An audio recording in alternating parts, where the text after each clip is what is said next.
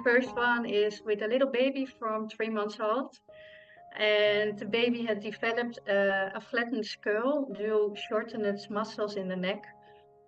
And during the sessions, the baby was responding very well, moving the upper back a little bit and burping and some gas. And after 3 healing sessions, the parents went back to the physiotherapist for a checkup. And the physiotherapist said, I don't know what you're doing, but keep it up. The neck muscles and rotations of the skull are back to normal again. And the baby has also become calmer, has fewer stomach cramps, and sleeps better. So the parents were really happy with this progress.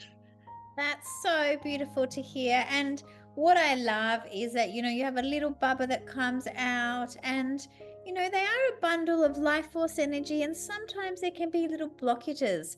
And what we do in the spinal flow technique is we look for blockages and we help the body release that. And when that happens, so many changes happen. And I love that you're working with babies and noticing the changes, because we can also, the fact that we're working directly with the nervous system, with the brain, the spine, and all the little nerves that come out. There's massive changes that can happen for babies. That's so good.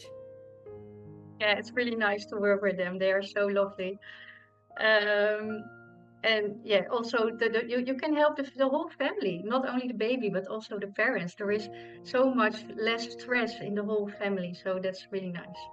I used to have in my practice was more, if I saw a baby, I'd say, well, I need to see mum and dad, or whoever's representing mum and dad, because like you said, the baby holds stress from the parents hold stress from the baby. But if we can help whole families get healthy together, we're changing their whole household, and then we're changing communities. That's our mission, to help change and create healing.